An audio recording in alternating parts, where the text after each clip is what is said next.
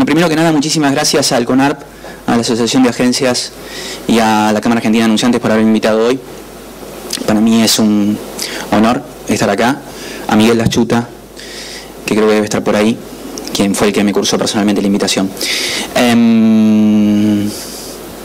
un ámbito interesante, la verdad que me interesaba mucho venir acá.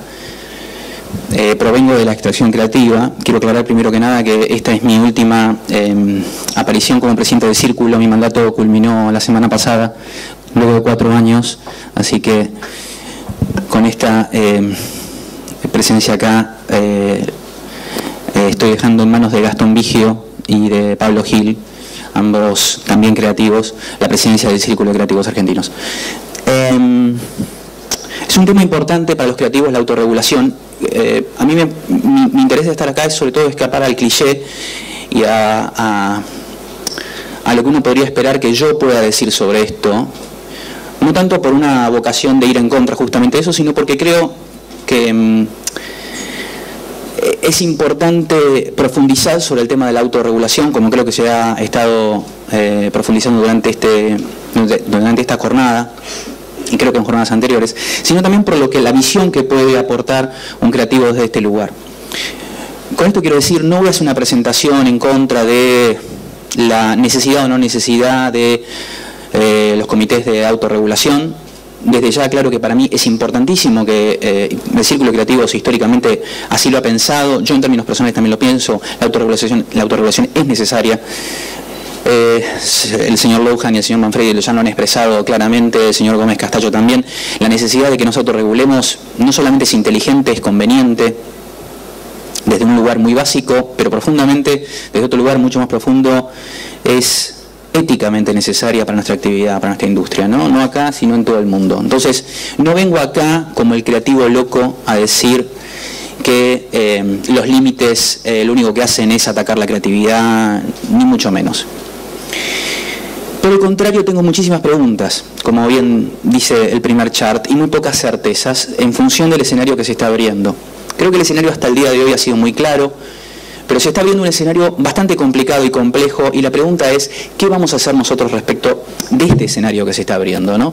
Creo que algunas respuestas ya se han empezado a dar. La presentación de este código es interesante, con algunas respuestas. El señor Lohan también ha hablado, los casos que ha establecido el señor Gómez Castallo. A mí me gustaría contar 3 cositas muy pequeñas que han sucedido en el último tiempo, ¿sí? 3 ejemplos básicos. El primero es este. Ustedes saben, esta es una cadena mundial, Starbucks, ¿sí? Starbucks tuvo un caso 4 meses atrás de una suerte de crisis en Estados Unidos. No sé cuántos, pero supongo que todos ya hemos tenido la experiencia de poder entrar a una tienda Starbucks, pedir un café, que la chica o el muchacho nos diga cuál es tu nombre y que lo ponga en el vaso y luego esperar a que finalmente ese mismo vaso nos llegue con la bebida que hemos pedido. En Estados Unidos, en una ciudad X, en un lugar, en una tienda Starbucks X, con mucha gente, como suele suceder, una persona pidió su trago. Como había mucha gente, el chico que ponía el nombre se olvidó el nombre. Y cuando quiso, lo único que recordaba era que era afroamericano, ¿sí? Así se diría en Estados Unidos, acá nosotros decimos negro. Y estas son las particularidades que también diríamos existen en las diferentes culturas, como recién mencionaba el señor Lohan. The Black Guy puso el muchacho. Esto fue un principio de una crisis para Starbucks, ¿sí? En Estados Unidos. El hombre le sacó una foto, inmediatamente cuando lo vio, se sintió sensibilizado, ¿sí? Y esto generó una suerte de crisis. Obviamente que esto empezó a correr a través de la web. Inmediatamente, y esto es muy interesante, surgió un sitio de internet que se llama Starbucks Spelling, ¿no? A collection of misspelled names from the inventors of the Frappuccino, donde la gente sube, ¿sí?, la forma en que le escriben los nombres a la gente, ¿sí?, mal, por supuesto, ¿sí? Cada uno va subiendo su nombre. Por ejemplo, acá quisieron poner, le dijeron Maddie, cada uno sube lo que le escribieron con su nombre correcto, ¿no?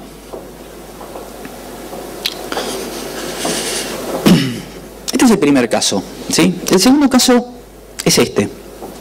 Shreddies es una marca de cereales, de galletas de cereal cuadradas, ¿sí?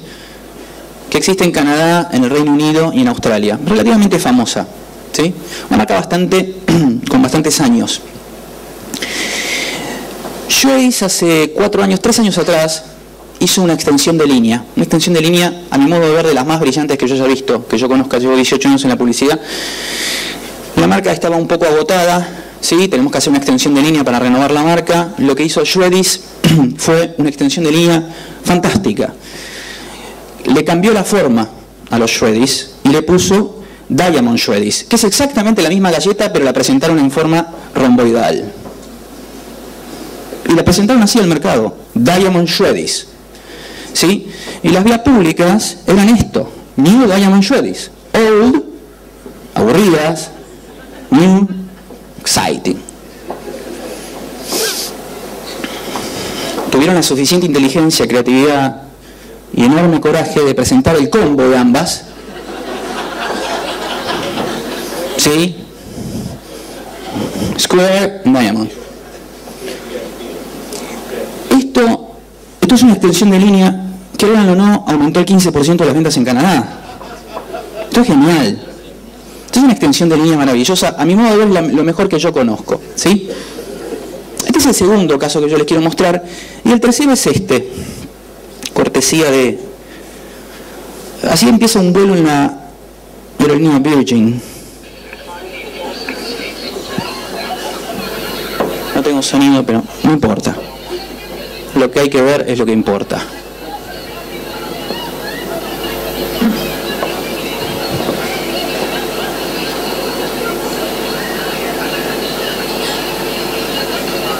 Bueno, empieza con una guerra de almohadas, ¿no?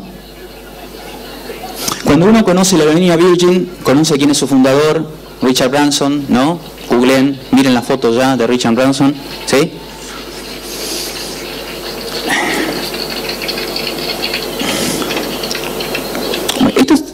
Se da cuenta por qué esta aerolínea provoca esto. Me comentaba un chico de la agencia que viajó hace 2 semanas que me contaba la experiencia de que la azafata le decía: ¿querés agua?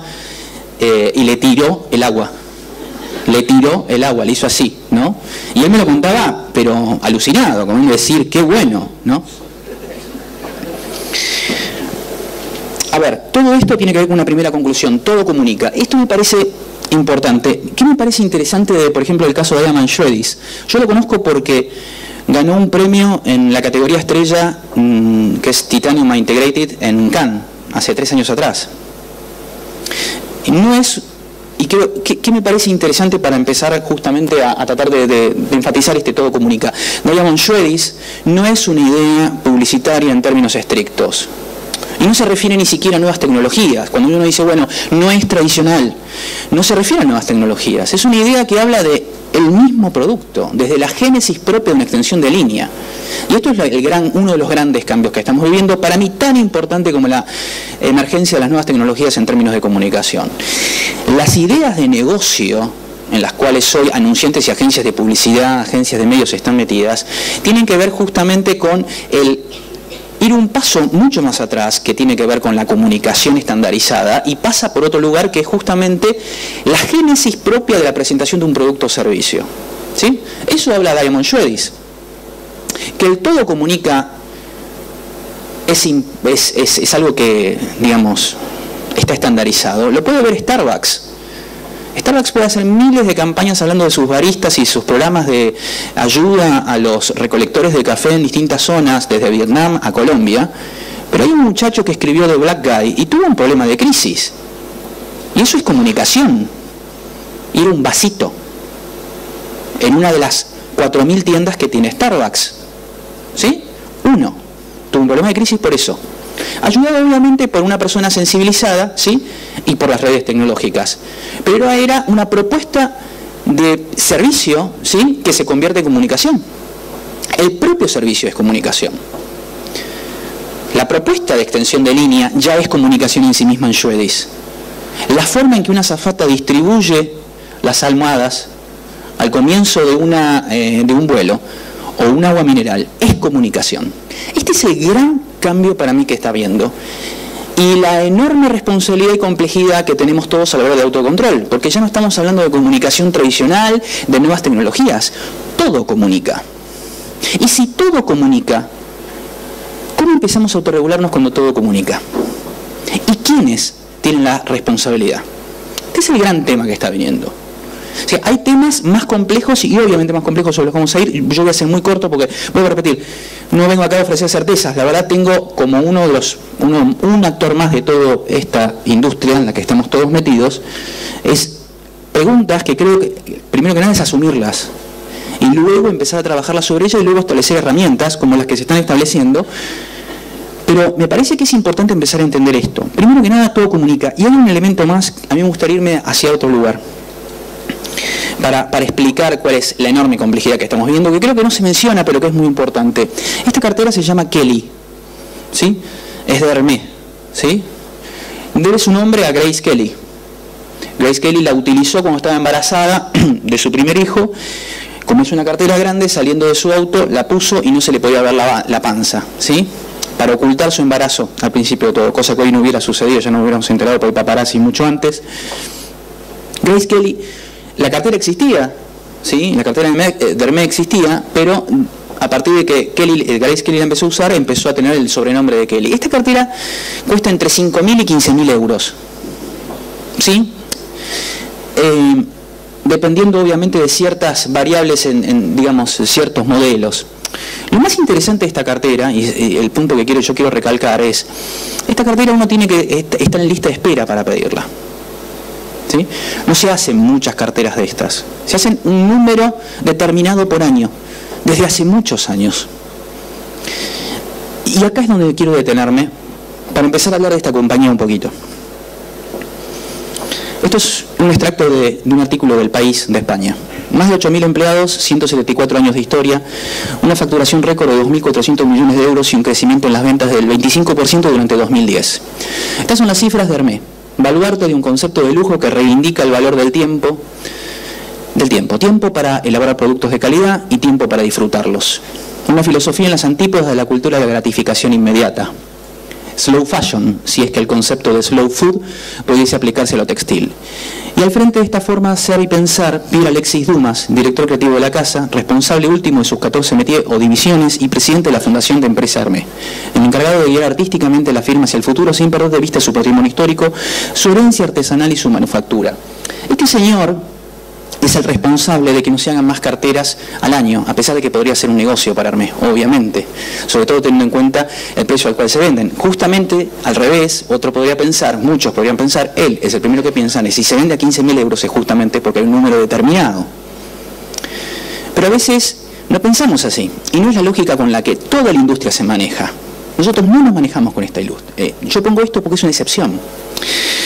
Preguntado justamente en el artículo del País, él decía esto: vivimos en una sociedad dominada por la cultura de la gratificación inmediata. Tú quieres algo y lo tienes ahora mismo.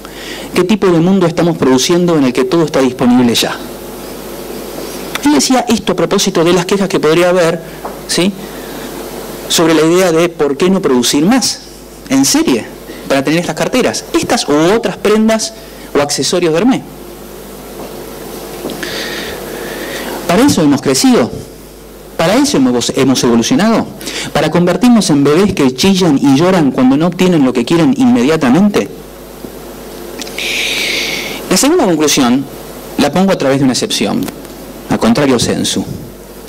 La primera es todo comunica, la segunda es el crecimiento ciego trae problemas. ¿A qué se refiere el crecimiento ciego? Bueno, déjenmelo definirlo de esta manera, como todo lo contrario de lo que hace Hermès, y es en lo que nos vemos envueltos todos. Mi humilde visión del negocio es: si nosotros no cumplimos los objetivos del trimestre, estamos en problemas. Y tenemos un estimado, y tenemos la obligación de crecer a doble dígito, porque hay un accionista al que responder.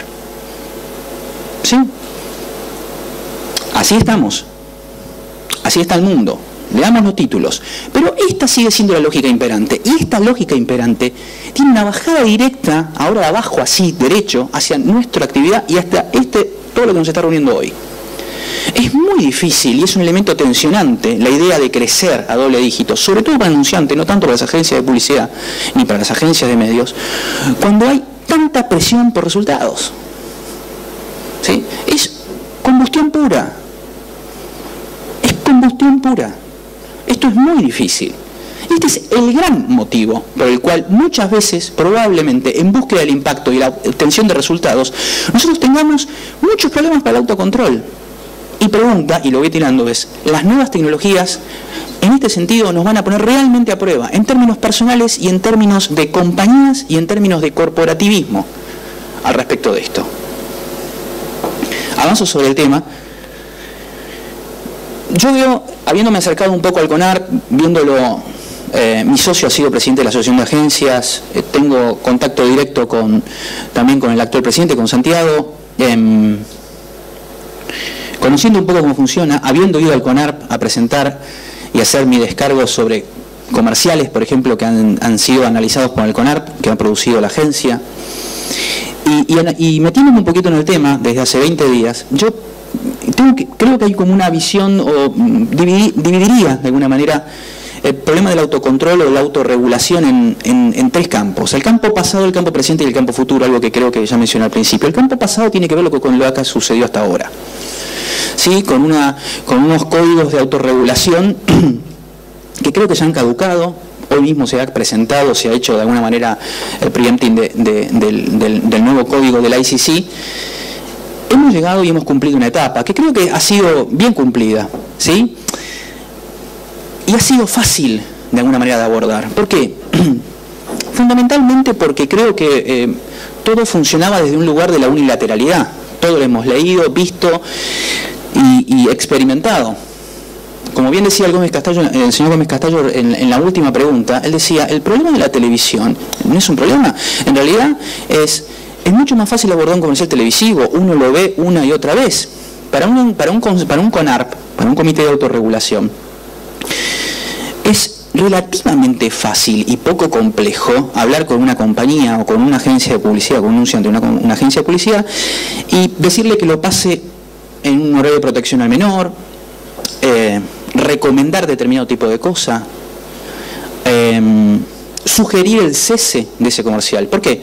Porque eso baja inmediatamente. Y esto tiene que ver con una lógica que es la unilateralidad. Y acá sí nos estamos acercando a las tecnologías, ¿no? El campo pasado, el que vivíamos hasta hace 5 años y que todavía tiene cierta inercia, no ofrecía mucha dificultad desde ese lugar. Podríamos estar más o menos de acuerdo, pero nadie podría defender, ni siquiera un creativo podría defender la idea de que está bien ofender valores religiosos. Digo, después podríamos discutir sobre determinadas cuestiones de buen gusto, ¿sí? Que son subjetivas y, bueno, se dirimirán para bien o para mal de alguna u otra manera, ¿sí? Pero la gran base de todo estaba acá, en la unilateralidad del mensaje, en que el anunciante tenía el control absoluto de su marca, de su compañía en términos comunicacionales. Entonces el autocontrol desde este lugar, en el campo pasado, para mí, por lo menos, es una cuestión relativamente fácil de abordar. El problema empieza a surgir con el campo presente, y el campo presente tiene que ver con, para mí, la asunción de nuevas marcas, con la asunción y la emergencia de nuevas tecnologías, perdón. Yo acá pongo algo que me parece interesante, es algo que uno empieza a leer.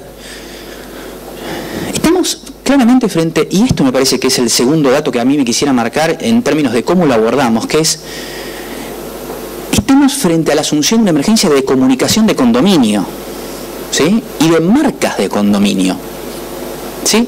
Esto es un cambio, pero digamos, copernicano. Las marcas ya no son controladas total y absolutamente por los anunciantes. Esto lo demuestra un caso menor, como el caso del muchacho que se sintió sensibilizado en Estados Unidos, ¿sí?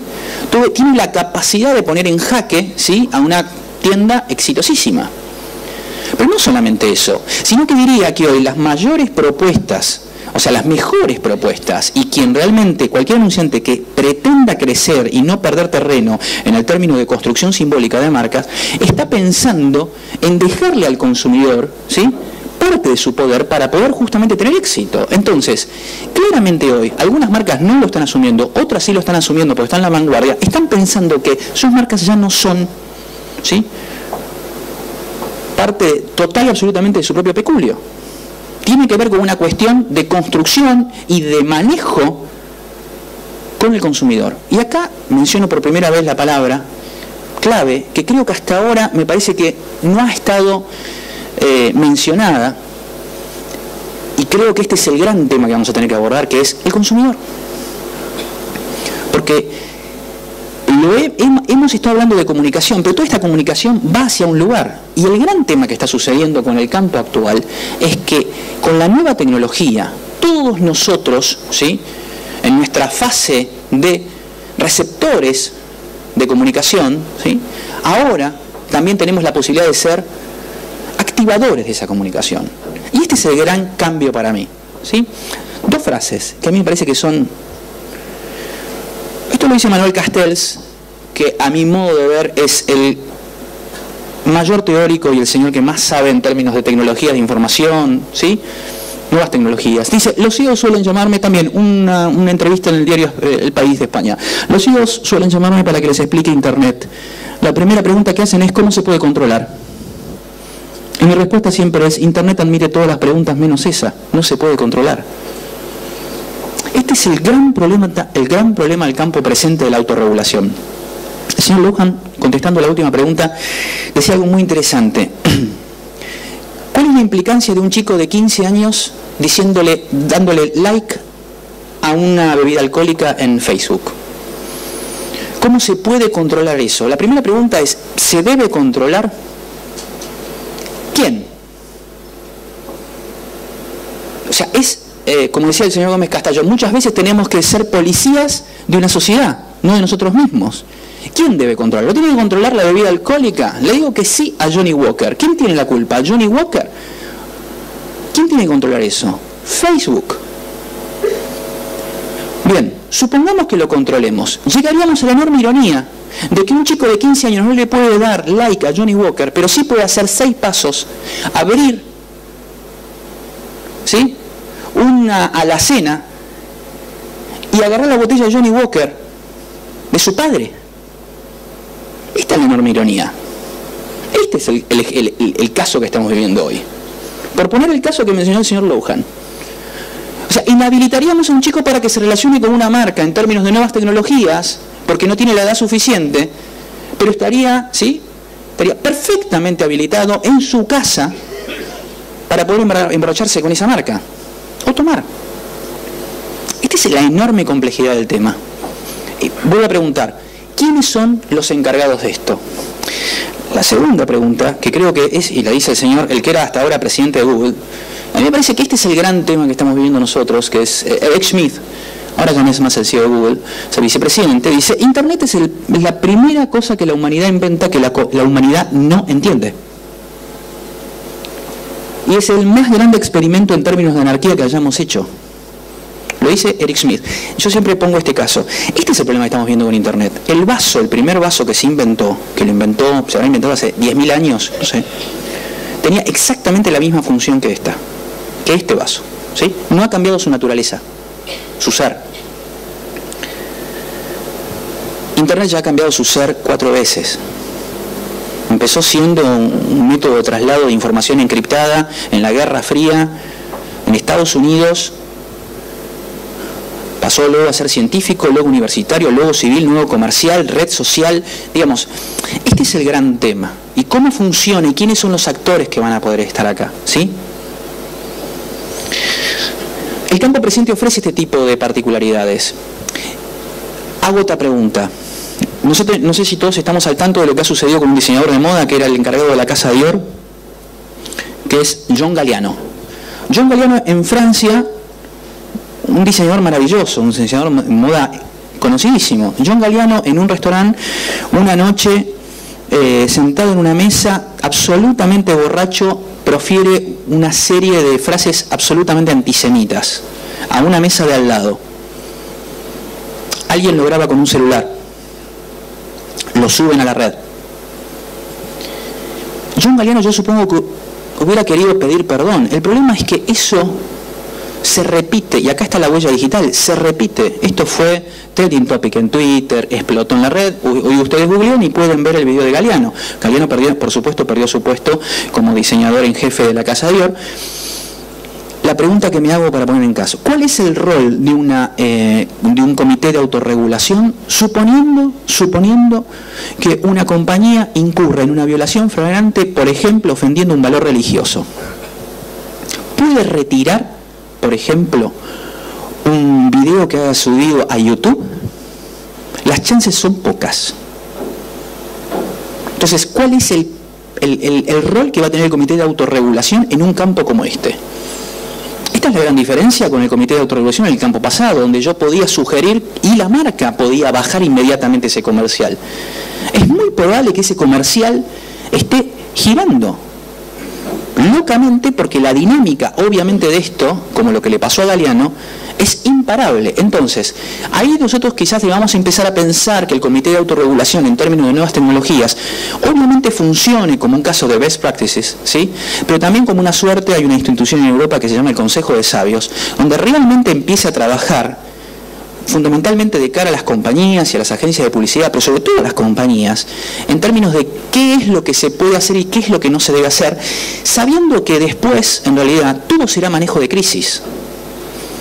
No se podrá volver atrás. Este es el gran tema que tiene también hoy la nueva tecnología, ¿sí?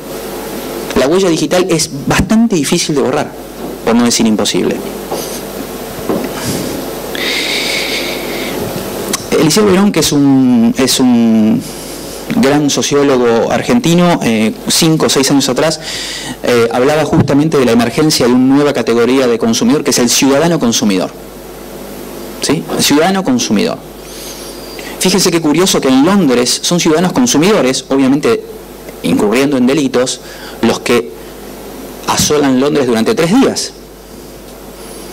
No dejan de ser, son ciudadanos cuando de alguna manera expresan su descontento en términos sociales, pero no dejan de consumir. Curiosamente, no sé si ustedes leyeron, y este es el tema que también produce el crecimiento ciego, no asaltaban supermercados. Asaltaban solo 2 tipos de tiendas, ¿sí? Las de indumentaria deportiva y las de telefonía celular. Qué interesante, ¿sí? Es el consumo, ¿sí?, que nosotros promovemos de alguna manera, pero que las sociedades no son accesibles y a las cuales obviamente sobre eso no tenemos responsabilidad. Ahora, ese ciudadano consumidor que consume a la vez que infringe un delito, ¿sí?, es totalmente dueño y absolutamente de sus responsabilidades, pero tiene muy poco conocimiento de sus obligaciones. ¿Sí?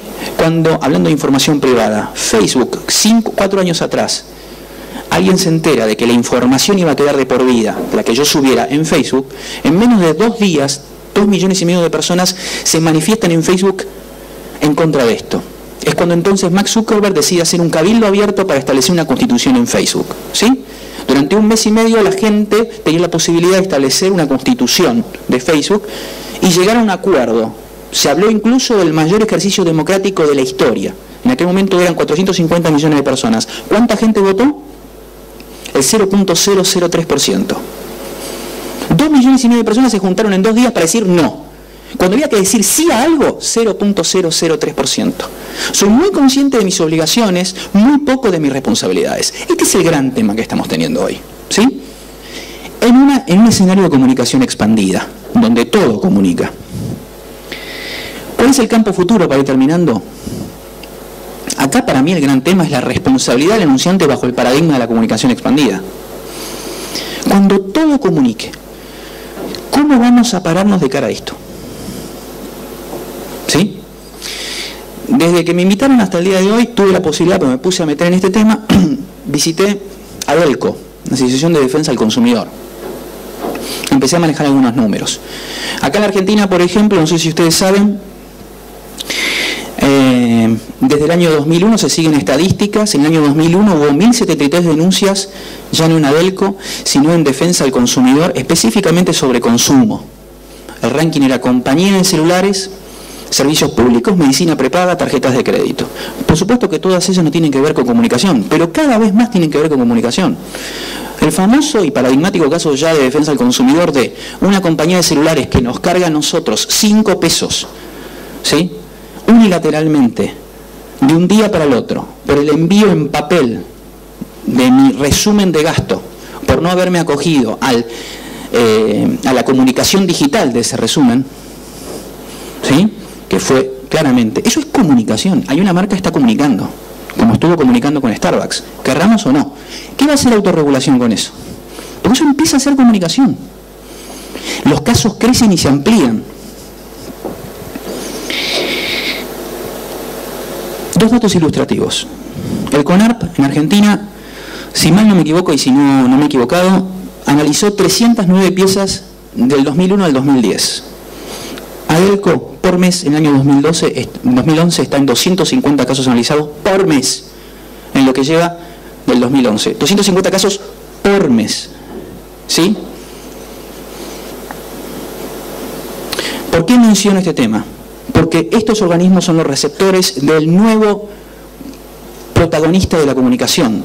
Querramos o no querramos verlo, pero si no queremos verlo, estamos en problemas. Así como el autocontrol surgió en un momento dado de motu propio para evitar que otros nos controlen, y porque éticamente corresponde, hoy tenemos que admitir que el consumidor es parte de la comunicación. Y si el consumidor es parte de la comunicación, tenemos que empezar a pensar al menos en escucharlo y en establecer instrumentos de acercamiento al consumidor, porque el consumidor hoy maneja también las marcas. Este es el gran tema y la gran pregunta que yo me hago. ¿Qué hacemos con el consumidor? ¿Sí? Las preguntas finales que yo tengo son las siguientes. ¿Qué grado de conciencia tenemos del fenómeno de la comunicación expandida? El código que el señor Manfredi ha traído creo que es auspiciosísimo. Avanza sobre comunicación para niños, marketing directo. Habla del online behavior advertising, y yo me pregunto sobre el online behavior advertising, que me parece fantástico, ¿sí? La publicidad que vamos a hacer obtenida en función de información de comportamiento en términos de redes sociales. ¿Qué vamos a hacer nosotros con Google? ¿Qué vamos a hacer nosotros con Facebook? No es tan importante la comunicación que yo pueda obtener. La pregunta es, mañana viene alguien y me dice, ¿sí?, niños rubios, vos querés niños rubios de 10 a 12 años que en los últimos 15 días hayan jugado en línea, ¿sí? Yo, compañía, ¿qué voy a hacer? ¿Voy a ir adelante o me voy a autocontrolar? ¿Qué rol va a jugar el comité de autorregulación en esos casos? Porque vamos a ser sinceros, la comunicación hoy no la va a poder generar una compañía, porque de hecho las compañías se están montando sobre ya las redes sociales, que es donde está la masa crítica.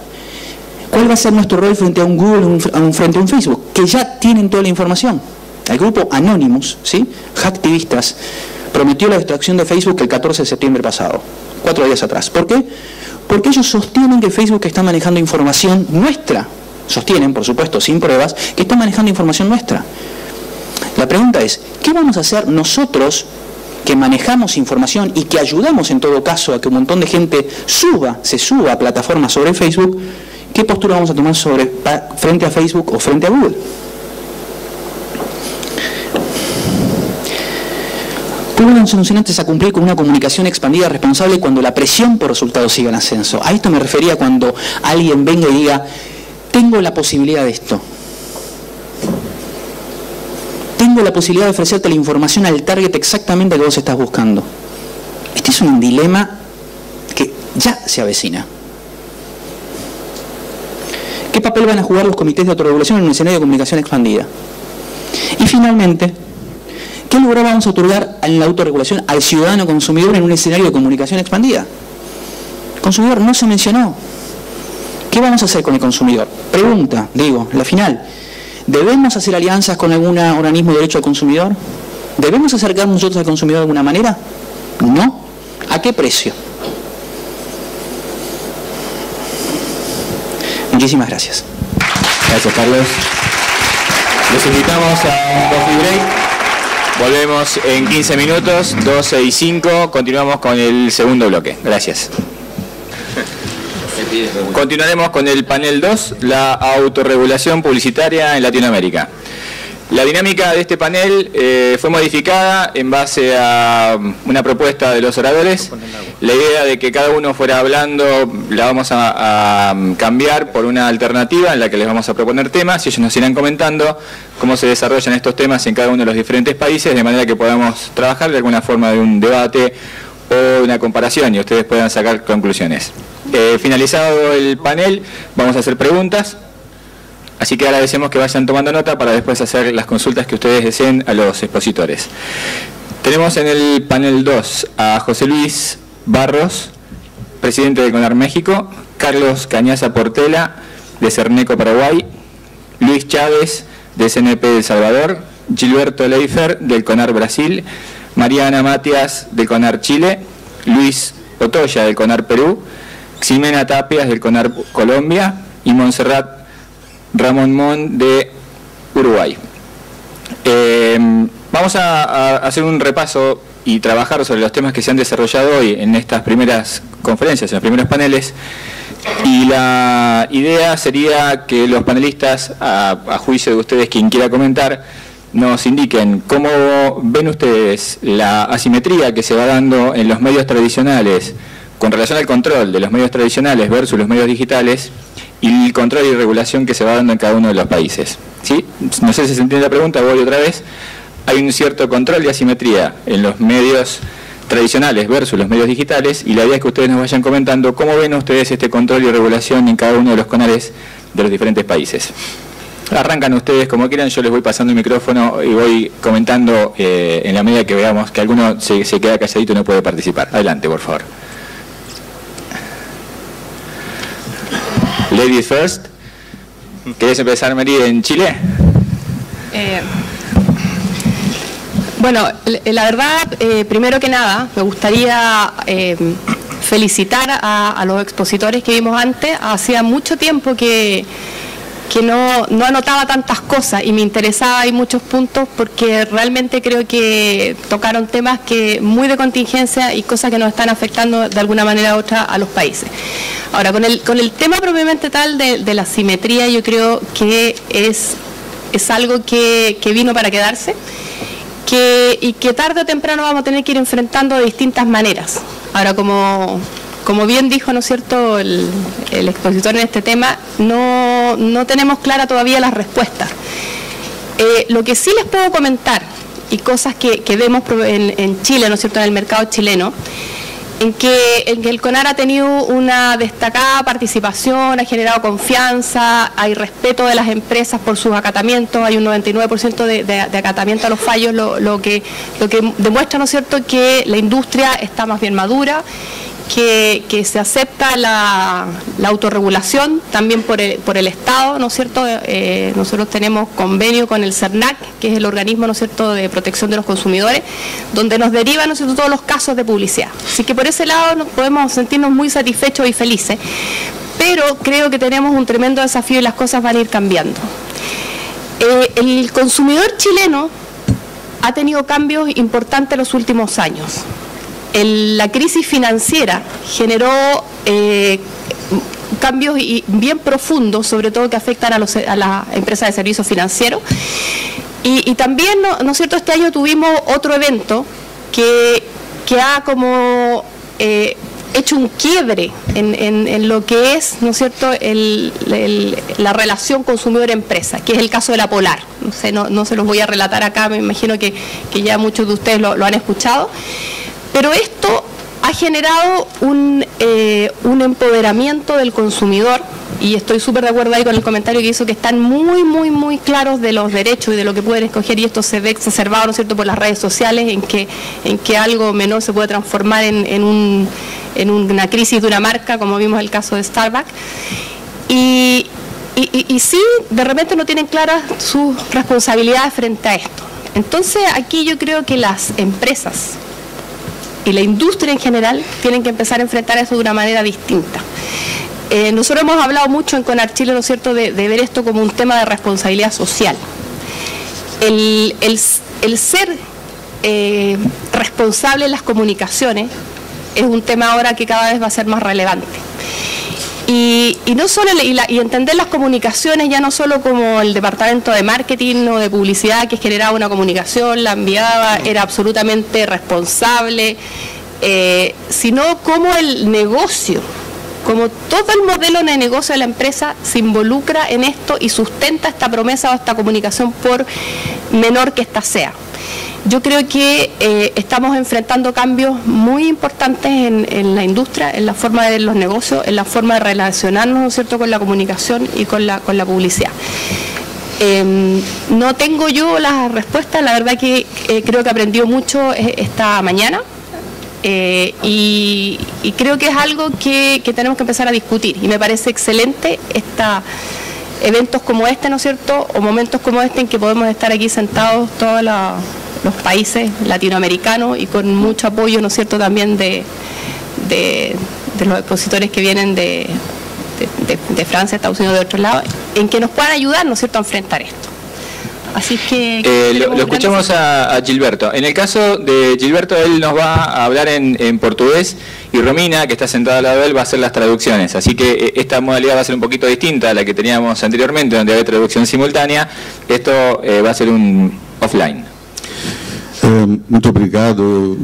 Eu gosto muito de estar em Buenos Aires. É uma alegria muito grande atender ao convite para esse evento. Rever os velhos companheiros de luta da autorregulamentação. Eu gostaria de comentar inicialmente a última palestra, esta que foi feita pelo criativo Carlos Pérez.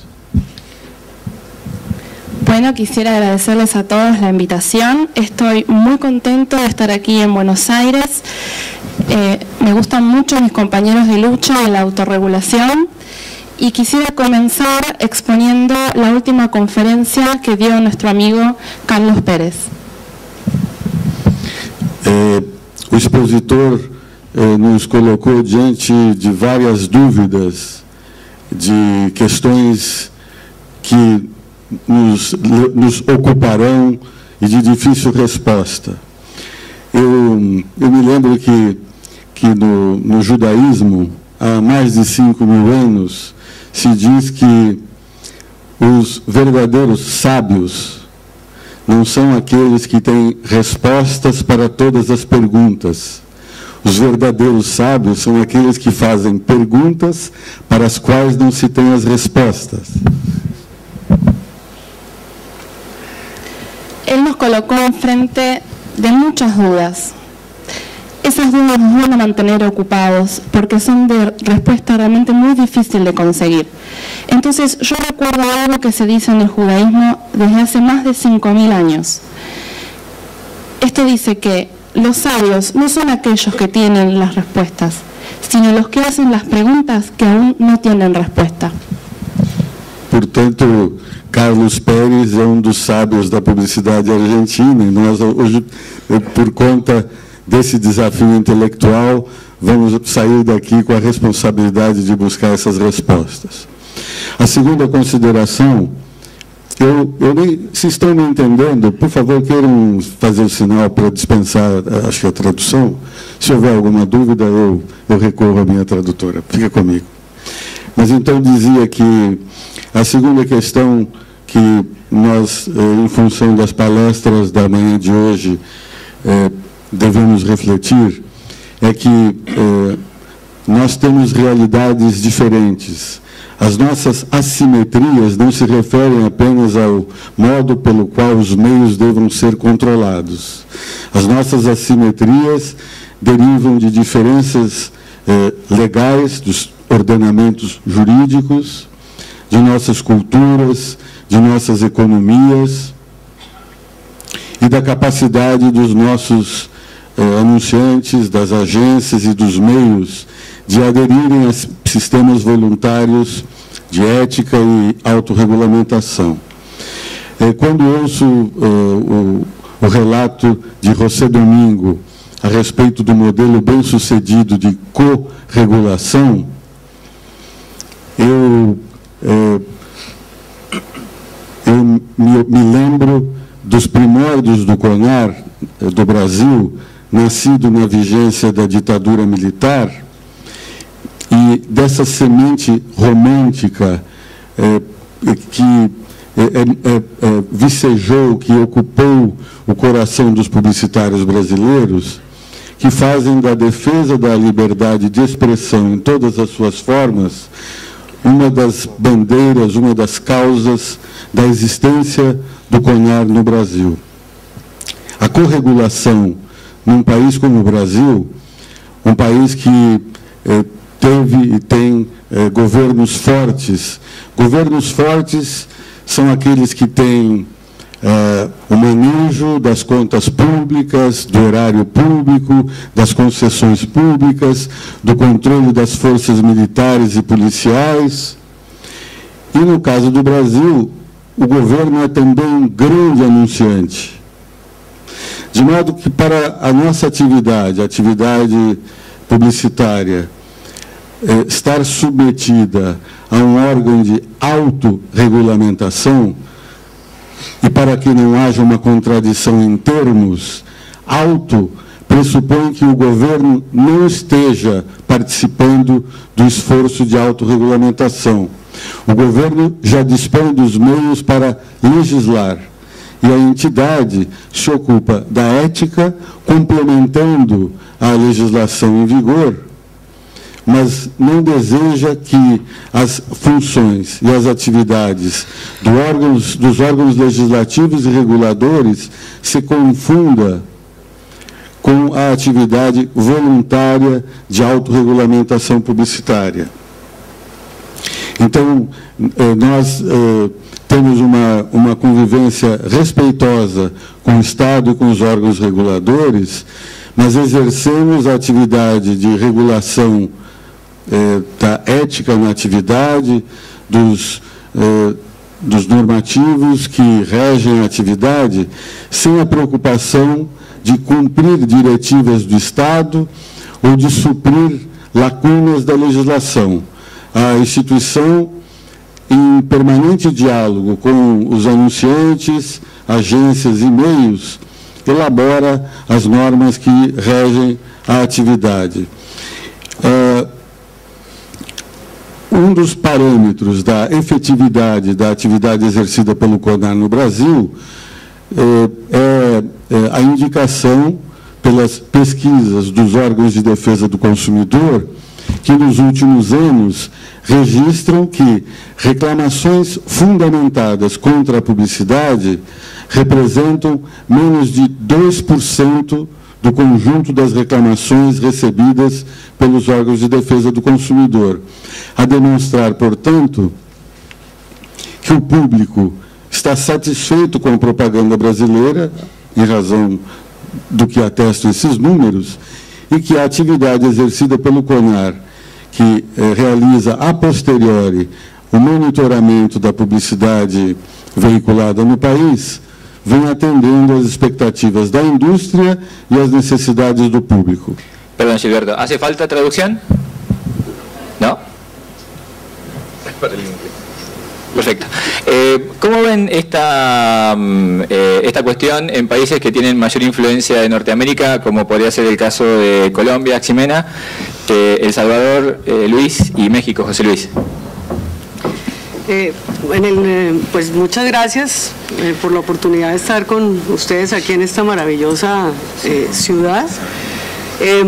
A ver, yo creo que por lo menos en el caso colombiano, en el que hace ya 30 años tenemos un código de autorregulación funcionando, no hay mayor duda sobre la importancia de la autorregulación. Yo no creo que ese sea que ese sea el tema. Yo sí pienso que el problema hoy en día consiste en que ha habido tantos cambios tan importantes en los últimos años que no necesariamente el mecanismo de autorregulación que está en pie pues es el más adecuado, y entonces se empieza a haber muchas preguntas. Y en eso yo también coincido con Carlos Pérez.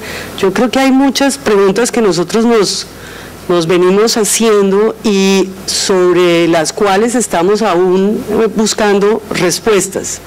¿Qué vemos? Y quiero hablar de las asimetrías porque efectivamente hay mucho problema con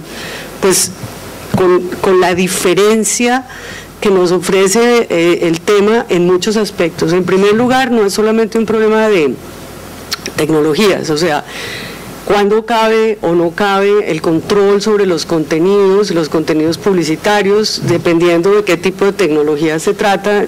Vemos ahí, digamos, diferencias fundamentales que no sabemos muy bien cómo abordar. Ni el Estado, ojo, en lo que tiene que ver con su competencia reguladora, ni nosotros desde la perspectiva, digamos, de los mecanismos de autorregulación. Tenemos un problema igualmente debido a políticas públicas colombianas. Colombia es un país que ha estado marcado por una apertura de fronteras, con poca, digamos, conciencia sobre la importancia de las industrias culturales, dentro de ellas la publicidad. A nosotros nos llegan contenidos foráneos de manera importante e impresionante. Tenemos una penetración, por ejemplo, en la televisión internacional a través del cable del 78%.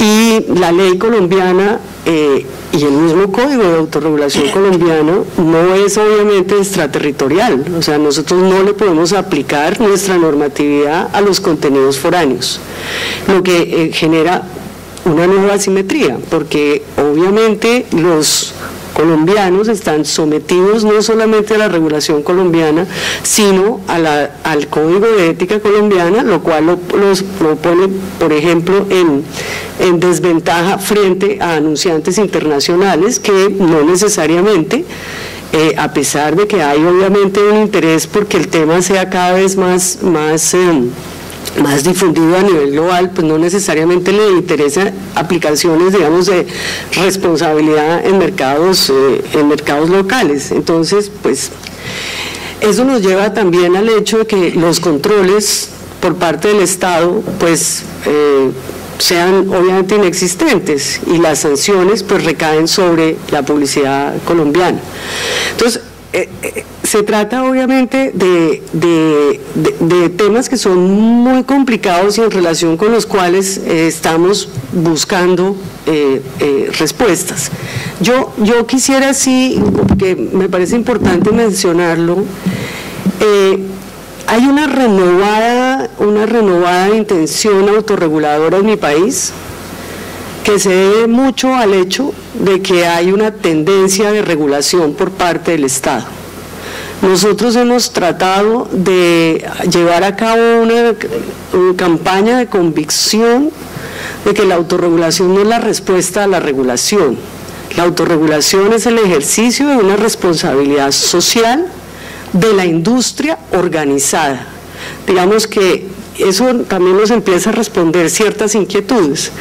Nosotros no podemos controlar la asimetría que existe entre la industria organizada y el famoso prosumer, o sea, el consumidor que genera contenidos. Ese no lo podemos controlar, pero nosotros sí somos una actividad económica, organizada, responsable, cumplidora de las normas, y además que se ha impuesto una serie de normas de comportamiento ético, independientemente del medio en el que esté. Entonces yo sí creo que mucho de las preguntas que tenemos, y solo mencioné algunas, tiene que ver con la convicción y la actitud sincera de quienes son profesionales de la comunicación, de cuidar el mundo y los valores que profesamos nosotros como sociedad. Y solamente en esa medida creo que podemos encontrar respuestas a tantos problemas técnicos, tecnológicos, jurídicos y digamos de diversa índole que se presentan. Luis, de El Salvador. Gracias. En primer lugar, pues también unirme a la felicitación y el agradecimiento al CONAR por esta oportunidad de participar no solo en el foro, sino en este esfuerzo que ya tiene varios años y que tiende a crecer y a responder muchas de esas preguntas, todavía no todas, pero sí.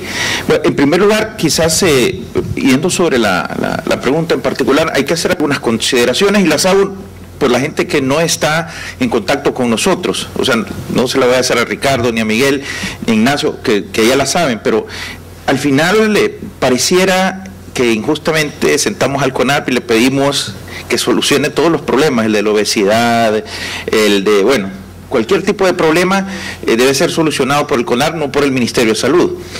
Y es que hay una cosa que es clara, y es que los consejos de autorregulación publicitaria regulan exactamente el tema de publicidad, ¿sí?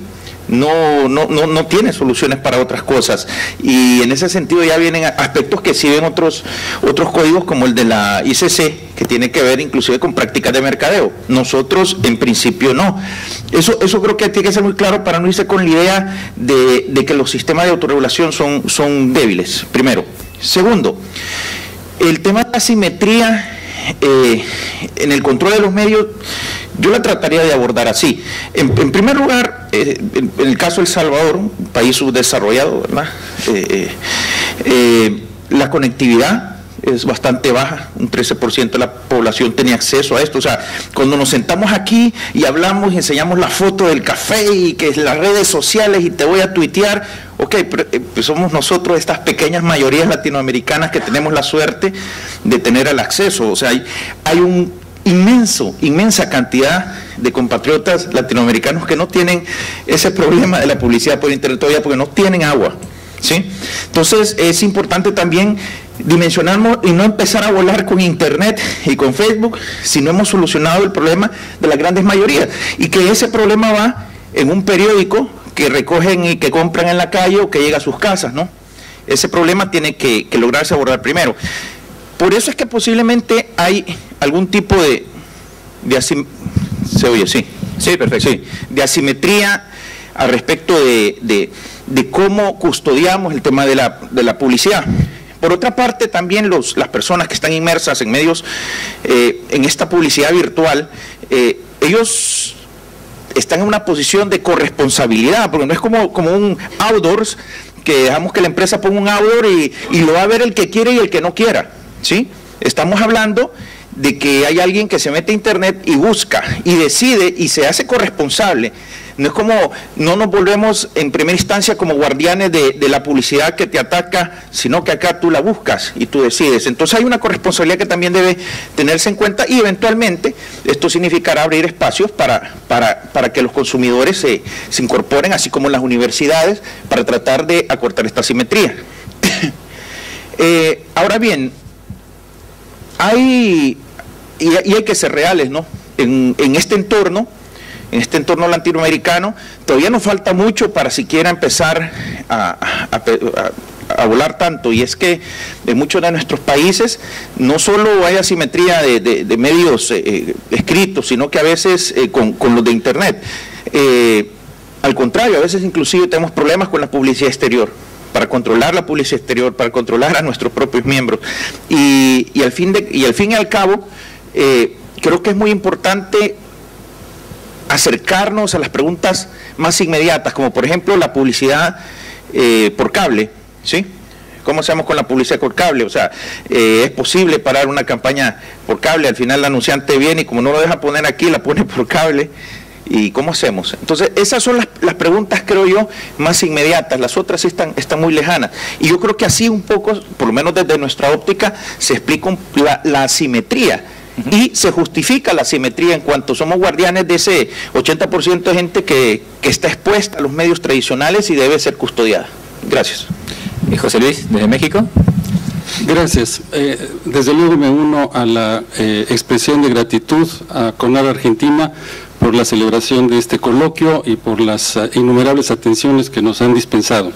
Y enseguida, yo vengo del país que es más contiguo a Estados Unidos y quisiera platicarles lo que le pasa a la mitad del norte del país. Un habitante de la mitad más norteña de México está expuesto más o menos a unas 1.500 horas de televisión al año, escucha más o menos unas 1.100 horas de radio al año, dedica como unas 150 horas a la lectura de diarios y revistas al año. Y claro, si está 30 horas a la semana frente a la televisión, este personaje ve algo así como 38,000 anuncios publicitarios en un año, porque una hora de prime time en televisión contiene alrededor de 11 minutos de comerciales. Eso significa que esta persona ve más de 100 anuncios al día, a los que se deben sumar entre 100 y 300 anuncios más a través de la radio, los diarios, las revistas, la publicidad exterior. No he entrado todavía a Internet. En México, conforme a los datos del censo del año pasado, el 89% de los hogares tienen radio. Es una suma importante. El 95% tiene televisión. Como ya lo expresó el colega de El Salvador, la cobertura de la televisión en México es superior a la del drenaje y a la del agua potable. Ahora, veamos qué pasa con otros medios. En México, 40% de los hogares tiene una computadora y de ese 40%, y además hay algo así como un 35% que tiene conexión a Internet. ¿Cómo es un joven de esa extensa región norte de la República Mexicana? Es un joven que está conectado, probablemente con un oído a su iPod, está frente a una computadora, está oyendo música a través quizás de algún radio, está chateando, probablemente con una BlackBerry, ¿sí? Y a la vez tiene enfrente el televisor encendido. Nosotros hicimos una investigación el año pasado y descubrimos que el ancla electrónica, el ancla de comunicación de ese joven, que tiene quizás una disponibilidad de 5 plataformas simultáneas, sigue siendo la televisión. Un joven, una persona adulta ya decadente como yo, puede acumular en 60 minutos el estar observando lo que equivale a 2.1 horas, o sea, 130 minutos de las diversas plataformas. Un joven de entre 16 y 25 años puede acumular 5.1 horas por cada hora que está conectado a todas estas plataformas. Entonces, esto nos pone en un contexto al que ya han hecho referencia.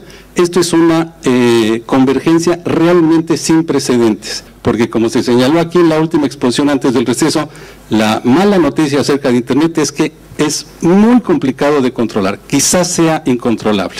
Entonces, yo creo que podríamos hacer un esfuerzo para ir incorporando aquellas empresas primero que tienen varias salidas. En México estamos haciendo un experimento en ese sentido, a través del Código Sectorial de Autorregulación dedicado a alimentos y bebidas dirigidos a público infantil, pero esto requiere una estrategia que yo creo que encaja con lo que también se mencionó antes del receso. Debiésemos de producir, si no respuestas globales, sí respuestas regionales a problemas regionales que afectan a las empresas y al mundo publicitario de América Latina.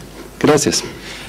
Ahí apuntaba mi próxima pregunta. ¿Cómo veían Montserrat, Carlos y Luis en Uruguay, Paraguay y Perú esta respuesta a las soluciones, si tenía que ser un formato local, regional o global?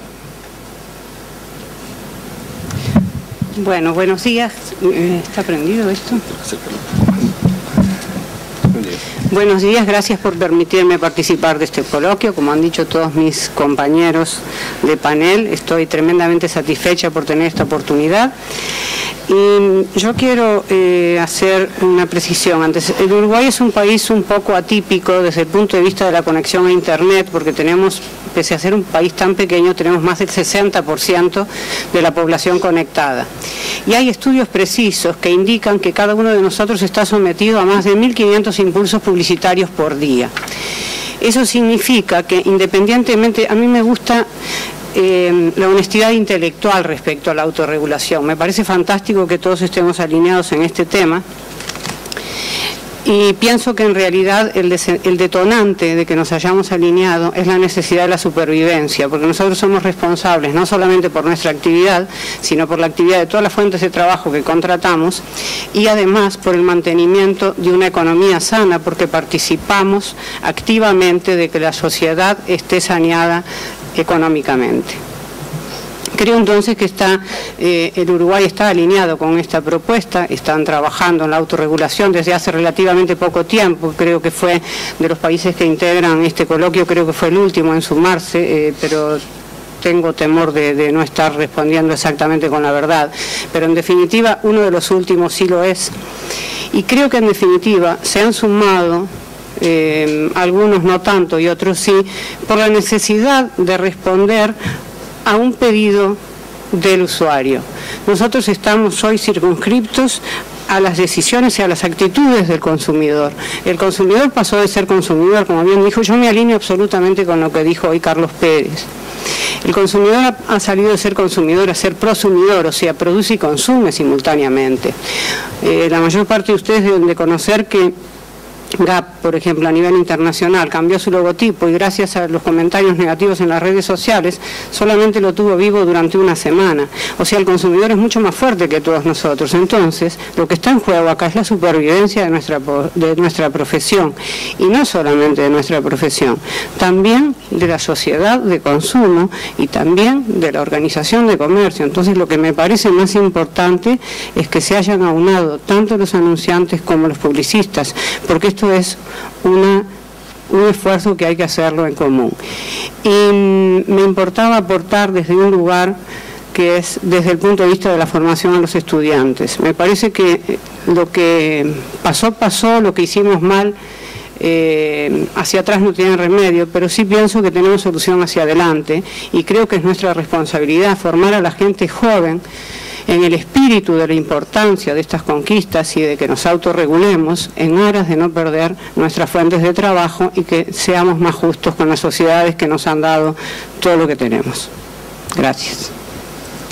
Carlos, por favor. Lucho. Buenos días. Miren, yo quisiera compartir con ustedes la experiencia que tuve y he tenido durante mis 37 años de comunicador. A veces no nos acordamos de lo que hemos pasado. A mí me tocó comenzar a trabajar en publicidad cuando vivíamos en nuestro país un gobierno militar y definitivamente en mis primeras tareas y responsabilidades como ejecutivo de cuenta de una agencia de publicidad me correspondía ir al Sistema Nacional de Comunicación Social a aprobar las piezas publicitarias que se hacían dentro de la agencia. En esos 37 años ha pasado mucha agua bajo el puente, pero de verdad ahí realmente aprendemos a valorar lo que tenemos ahora y los riesgos a los que hemos estado expuestos. Durante este tiempo, este Sistema Nacional de Comunicación Social, que era parte del sistema de control del gobierno militar de esa época, nos obligaba a que todos los comerciales que se hicieran fueran revisados por ellos. Y ahora nos encontramos con que en esa época veíamos de que nos prohibían hacer publicidad de niños en televisión, los niños no podían aparecer. Entonces la creatividad de los publicistas estaba en cómo hacer comerciales de uniformes o de útiles escolares sin niños, o golosinas en su momento sin niños, o la Navidad sin niños. Entonces realmente me gustaría evaluar lo que se ha avanzado en el compromiso de los gremios durante todo ese tiempo. Vemos que, si bien es cierto, es una sociedad de consumo en la que muchos hemos estado preocupados en su momento de generar más ventas. Ahora eso ha ido evolucionando con la responsabilidad y la madurez de todas las partes. Tenemos anunciadores, agencias de publicidad muy comprometidos con los contenidos que generamos y seguramente ahora también nos vemos expuestos en mayor parte a lo que nuestros sensores modernos lo hacen, estos sensores que tienen que ver con las redes sociales, donde realmente una marca cuando no logra desarrollar sus contenidos en forma adecuada o discrimina o hace alguna diferencia, se ve expuesta a estos sensores. Antes, cuando hacíamos publicidad convencional, veíamos de que una mala experiencia con una marca se multiplicaba por 10, ahora esa mala experiencia con las marcas la debemos multiplicar por 100.000. Y seguramente también se pone en juego la subsistencia de estas marcas y de estas empresas. Y creo que el compromiso viene de parte de nosotros, de generar contenidos, de generar productos que satisfagan adecuadamente a los consumidores. Y otro factor importante también para lo que puede significar el desempeño de nuestra función a futuro, creo que es también trabajar muy juntos. En Perú vivimos un lindo momento, el Perú tiene nuevas autoridades y seguramente en algún momento todos nosotros estábamos muy preocupados y teníamos mucho susto y hemos visto la actitud que ha habido en los últimos 45 días y del plan de gobierno a la hoja de ruta realmente nos quedamos gratamente sorprendidos. Hemos pasado del mucho susto al mucho gusto y también significa este compromiso de nosotros como responsables de la autorregulación en la que creemos fervientemente, debemos interactuar con las autoridades para que las cosas que se generen sean favorables para la industria. Yo veo con mucha alegría que el CONAR en Perú en ese momento está del lado de la regulación, o sea, nos sentamos junto a los reguladores para definir cuáles son las mejores leyes que se puedan dar y no nos vean como la parte interesada que tiene que ver con los intereses que cada uno de nosotros pudiera generar. Yo creo, y también, bueno, para finalizar, quiero agradecer y felicitar a CONAR Argentina por esta participación de los jóvenes, en los cuales yo creo fervientemente, creo que los jóvenes son las canteras de los valores. Yo comparo mucho lo que yo hago, estas dos pasiones que tengo, que es la publicidad y el fútbol, con esto. Si no trabajamos en las canteras, si no trabajamos con los jóvenes, va a ser muy poco lo que podemos reclamar en adelante. Muchas gracias. Carlos, por favor. Bueno, como me toca sobre los 90, voy a ir directo al punto de la pregunta en cuanto a las soluciones, si debían ser de carácter local, regional o global. Un poco me delata seguramente la pregunta y que le hice al señor Lohan y la respuesta que él nos dio. Concuerdo en que definitivamente tenemos problemas y tenemos cuestiones, ya se ha dicho en esta mesa, gracias, en común. Por ejemplo, se dijo el tema de la publicidad en los canales de cable. Eso es común a todos los países. No se mencionó, pero estoy seguro que a todos la quejará el tema de la publicidad a través de los celulares, los mensajes que se reciben en los celulares.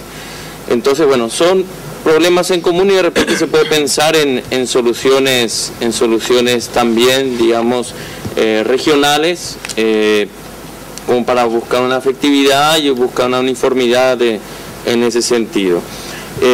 Al menos por nuestra parte, en Paraguay, la autorregulación publicitaria lleva poco más de 13 años, viene implementándose desde que en el seno del Centro de Regulación, Normas y Estudios de la Comunicación, CERNECO, salió el Código de Autorregulación Publicitaria, se ha implementado en forma exitosa.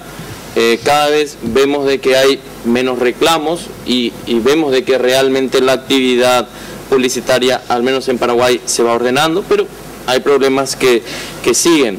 Ahora, sí nos preocupa el tema del consumidor, el tema del consumidor que conozca sus derechos y el consumidor que conozca cuáles son los medios que tienen para hacer llegar sus denuncias y que haga uso efectivo de esos medios. Y en ese sentido coincido con lo que manifestó el compañero que me precedió en cuanto a buscar, digamos, desde el inicio, digamos, educar en estas cuestiones, o sea, en las cuestiones de los derechos que tiene el consumidor, porque recordemos de que al final justamente la actividad publicitaria tiene que ordenarse en eso, o sea, justamente en que el consumidor pueda ejercer sus derechos. ¿Okay? Haciendo mención a las últimas dos exposiciones, Luis y Carlos comentaban la vinculación con la necesidad de formar. ¿Cuál sería la visión de los distintos CONAR? Y les pido cierta brevedad para dar cierre después y pasar a las preguntas, con lo que podría hacer esta aplicación hacia la formación académica. Esto también va en mi cuestión, ¿no?, de estar en la parte académica. ¿Cómo ven ustedes que esto debería trabajarse desde las universidades para la formación, por ejemplo, de futuros anunciantes o futuros creativos publicitarios? Y empezamos por las ladies first. Sí. Okay. Bueno, la verdad que estoy yo muy de acuerdo con mis colegas acá que lo mencionan, porque en este mundo, ¿no es cierto?, en que vamos a tener cada vez menos control de las cosas que pasan, la única forma es lograr conciencia en las personas que generan esto. Y los jóvenes son un segmento que podemos, ¿no es cierto?, educar, que podemos hacerles ver estas cosas, que si bien ellos están muy llenos de pasión por la libertad, por generar cosas, por el tener pocos límites, hay que hacerles ver qué causan estas cosas.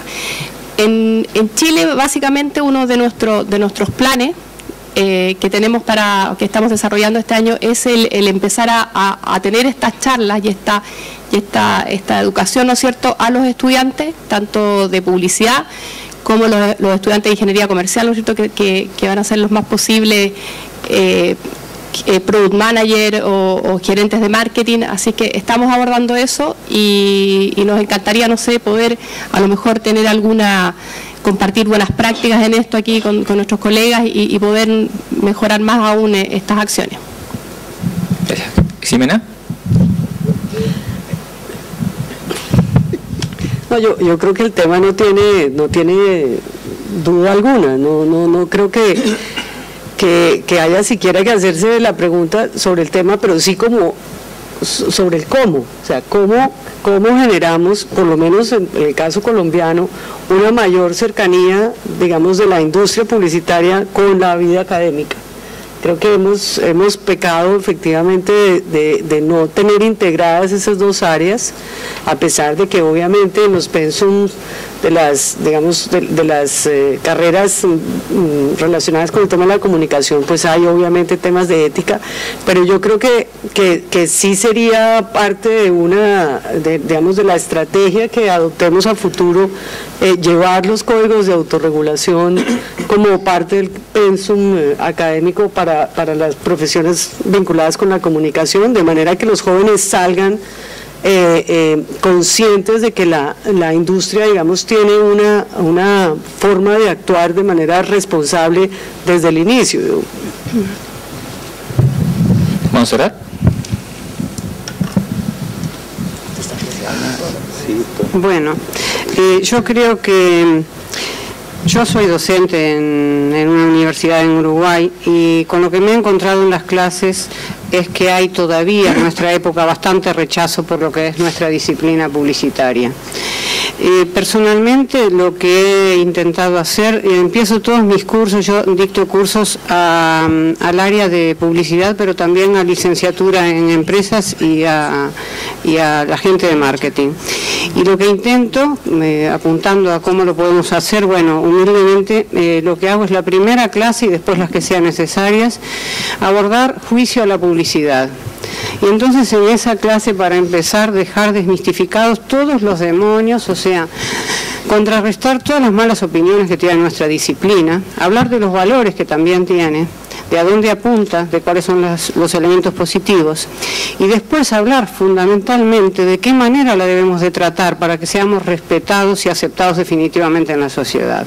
Porque es algo que hasta el presente hemos logrado éxitos económicos, hemos logrado imponer marcas, hemos logrado vender productos, pero todavía no hemos logrado consolidar nuestra profesión como algo digno y necesario. Y yo personalmente creo que es así, y es nuestra responsabilidad trasladarlo a las nuevas generaciones para que ellas sigan un camino mucho más saneado de lo que hemos seguido nosotros, que hemos estado sometidos a distintas épocas y a distintas problemáticas y quizás no hemos sabido cómo manejarlo. Creo que la responsabilidad está en ellos porque ellos son el futuro, y si nosotros no recorremos ese camino, el futuro se va a volver bastante negro. ¿Y esta visión cómo sería en El Salvador, Luis, en Paraguay, Carlos, y en Perú también, Luis? Sí, la verdad que yo creo que muchas de las instituciones acá ya realizan actividades de formación a través de las charlas a las universidades. Sin embargo, eso tiende a quedarse muy básico, ¿no? Es muy básico. Algunos experimentos que estamos tratando de implementar, por ejemplo, en el caso de El Salvador, tiene que ver con un observatorio propio de la publicidad, formado por estudiantes y coordinado por CONAR, ¿verdad? Y pagado a través de pasantías en industria, ¿sí? O sea, serán entonces puestos apetecibles, pero a la vez puestos formadores para estos estudiantes. El segundo, hemos trabajado ya con una universidad y pensamos hacerlo con las demás, es influyendo en el programa de formación, de tal manera que la materia que tiene que ver con autorregulación publicitaria o regulación publicitaria sea de alguna manera coordinada, y lo hemos hecho así en caso de una universidad a través del análisis de casos reales de los que se han tenido, inclusive con participación de directores dictando algunas conferencias importantes que forman parte ya de ese pensum. Y una tercera más ambiciosa, posiblemente signifique la incorporación de los formadores de estos jóvenes en los foros de CONAR. O sea, me refiero, se ha pensado eventualmente a los profesores universitarios incorporarlos a audiencias, ¿sí? como escuchas en primera instancia, porque es importante que esto que hacemos nosotros acá como CONAR pase a ellos, porque ellos son los que actualizan y dan la idea más correcta a sus estudiantes, y si nosotros no hacemos nada por incorporarlos, de repente la industria y la academia se empiezan a separar, y eso ya sabemos todos que es terrible, ¿no? Y al revés, el hecho que estemos caminando juntos nos va a garantizar anunciantes, medios y agencias mucho más responsables, y eventualmente quizás ni tengamos que hacernos las preguntas que hoy nos plantearon, porque posiblemente la gente se autorregule muy bien. Carlos. Bueno, ya lo dijo el señor Gómez, la autorregulación publicitaria tiene que buscar preservar la ética, la moral. Perdón, me corrijo, en realidad lo dijo el señor Philip. La autorregulación publicitaria tiene que preservar la ética, la moral y las buenas costumbres en la publicidad. Y también lo planteó el señor Pérez, Carlos Pérez, cuando dijo que la gente tiene que entender y la gente tiene que comprender de que no todo lo que sea posible hacer debe hacerse. Entonces, y eso en conclusión significa formar conciencia, formar valores, y quizá en ese sentido la universidad sea ya una etapa un poco tarde. Aquí quizá tendríamos que apuntar más lejos y empezar en esa labor de a poco, conjuntamente con las autoridades educativas, quizá ya en el ámbito del colegio.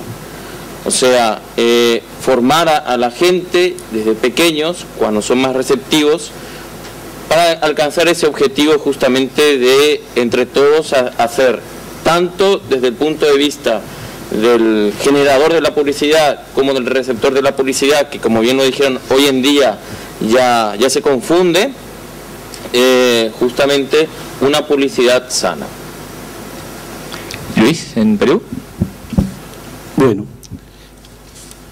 en CONAR acostumbramos a evaluar el éxito en función a la cantidad de casos que podamos resolver. También somos conscientes de que el mejor caso es el no caso, y para que haya no caso tiene que haber toda una corriente en la cual los jóvenes de 25 a 35 años, que nuestras empresas son los que normalmente generan los contenidos, sepan cómo comportarse de forma legal y ética. Y ese es un trabajo que estamos haciendo en Perú de la mano con la Asociación Peruana de Agencias de Publicidad para los creativos y los estrategas, que son los que por lo general diseñan la parte medular de las campañas, y ellos participan en estos foros, y de otra forma es como la palabra, hay que irla llevando de a pocos, es un proyecto a mediano plazo y eso es lo que se tiene que ir avanzando. Por otro lado también creo que los medios en la parte de la autorregulación están dando pasos importantes respecto al tema de construcción de valores. Ellos han tenido un reto importante en los últimos 2 años y han dado muestra de que también son capaces de autorregularse, por encima de lo que pueda significar la normatividad a la que debemos respetar.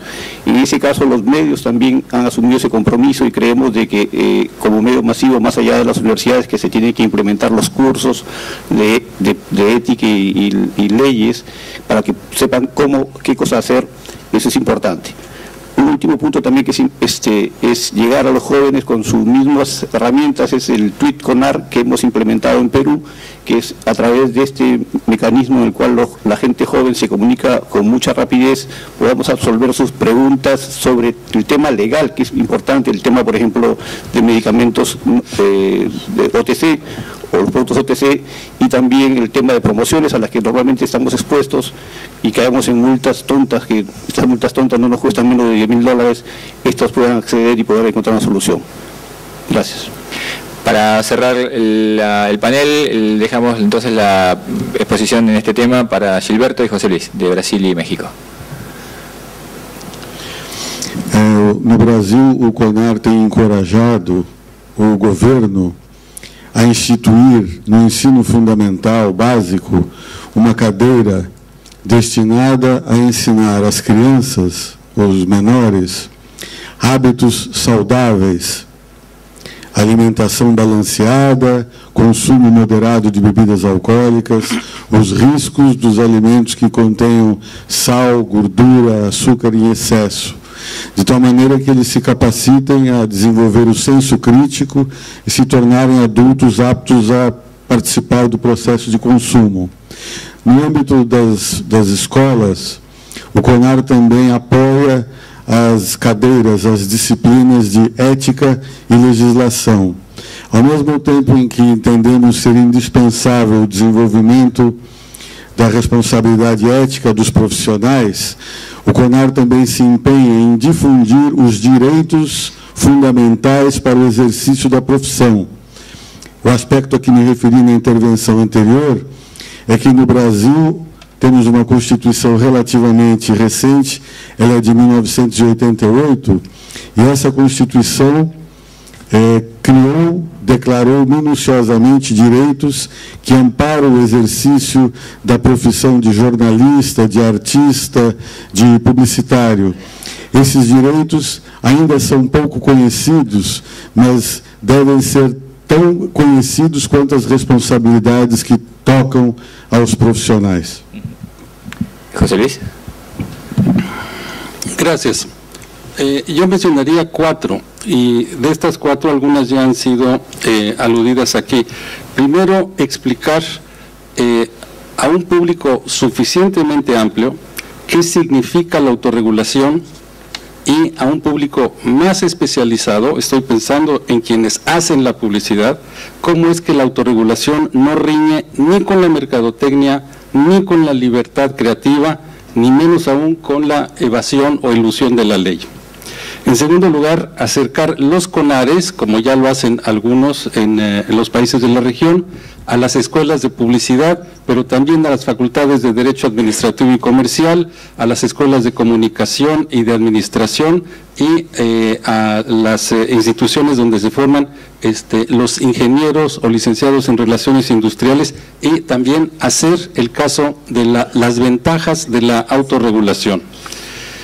Una cosa que estamos haciendo en México, y creo que se puede extender y puede tener una eficiencia bastante razonable, es incorporar personal académico, profesores, investigadores, estudiosos, a las tareas sustantivas de cada CONAR, quizás a través de los comités o jurados que analizan la publicidad.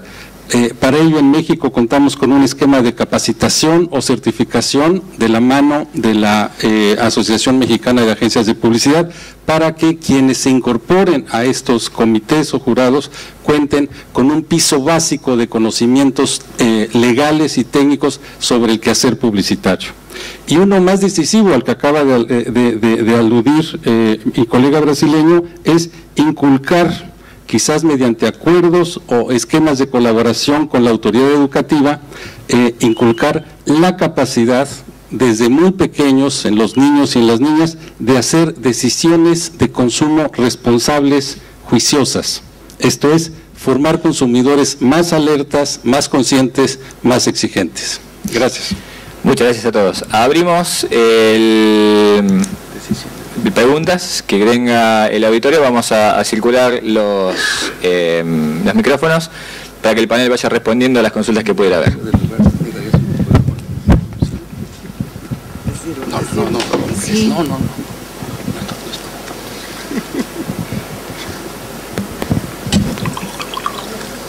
Hola, ¿qué tal? Mi nombre es Mariano Luna, soy de las gerencias legales de Unilever y abogado para marketing a nivel regional, para Latinoamérica básicamente.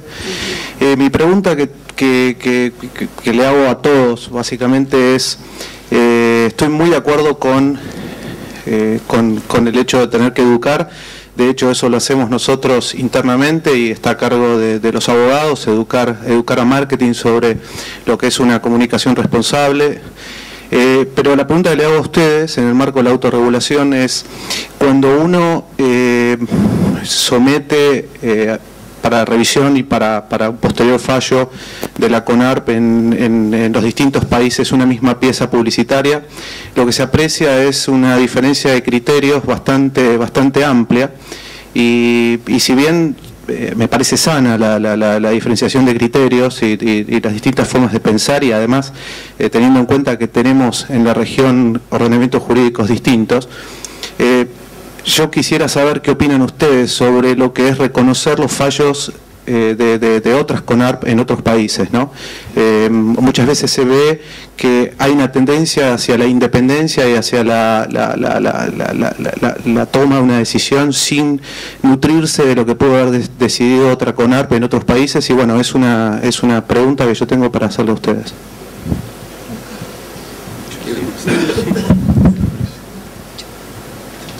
Yo creo que en realidad el marco regulatorio tiene que universalizarse, o sea que tiene que generarse un marco de autorregulación que sea común a todos los países, independientemente de que puntualmente, de acuerdo a la legislación de cada uno de ellos, va a diferir en eso que esté en contraposición, pero que en general, en definitiva, la autorregulación, desde mi punto de vista, es una visión ética de la comunicación. Entonces, desde ese lugar es universal, no es típica de cada país. Lo que sí tiene que ser típico y diferencial en cada país es cómo responde a las normas legislativas de cada estado, pero no en su concepción ética, que es lo que creo que es más importante.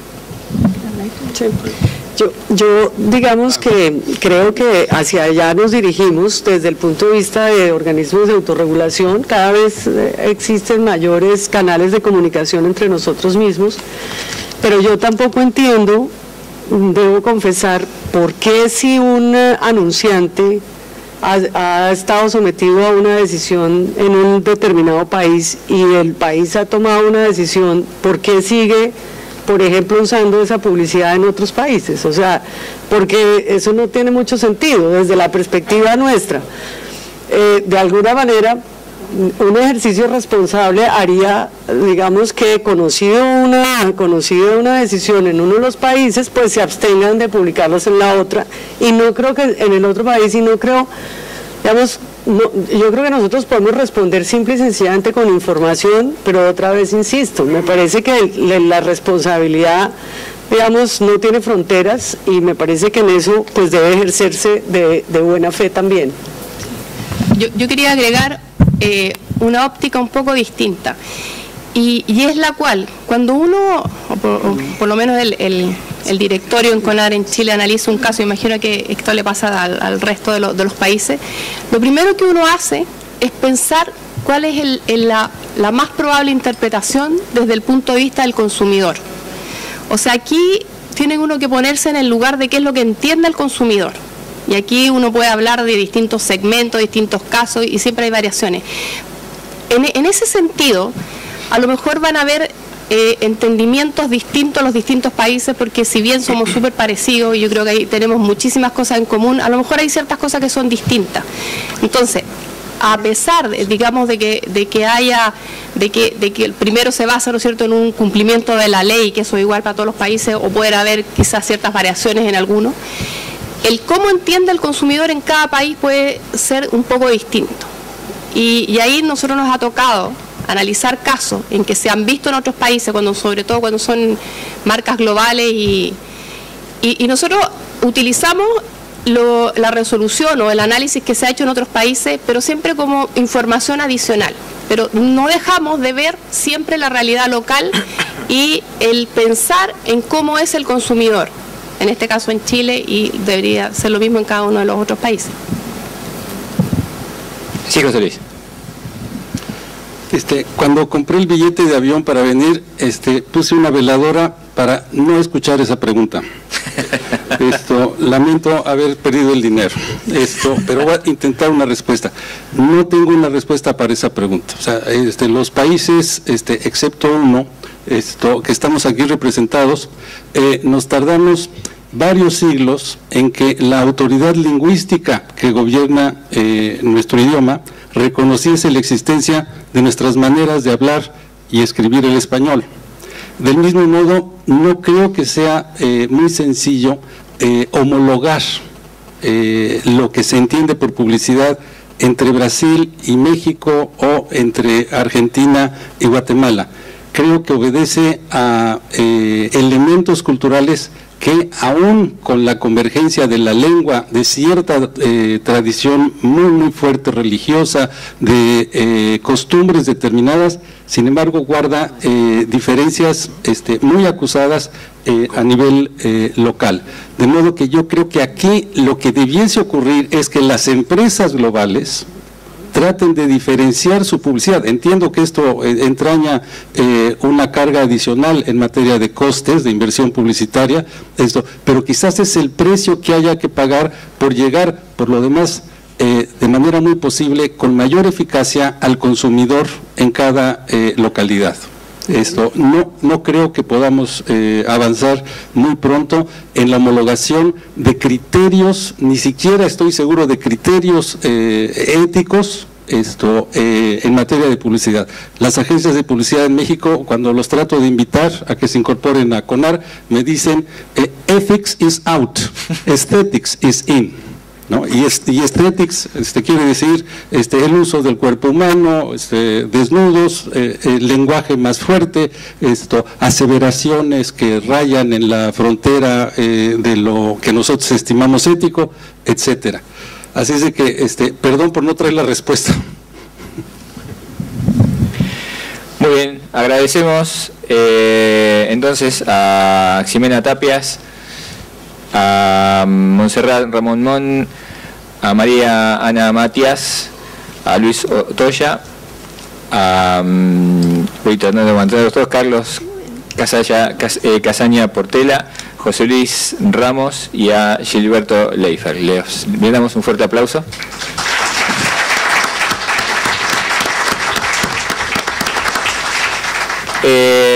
Para cerrar este evento, invitamos a Miguel Dayuta, vicepresidente de CONAR, para hacer las conclusiones y cierre del coloquio.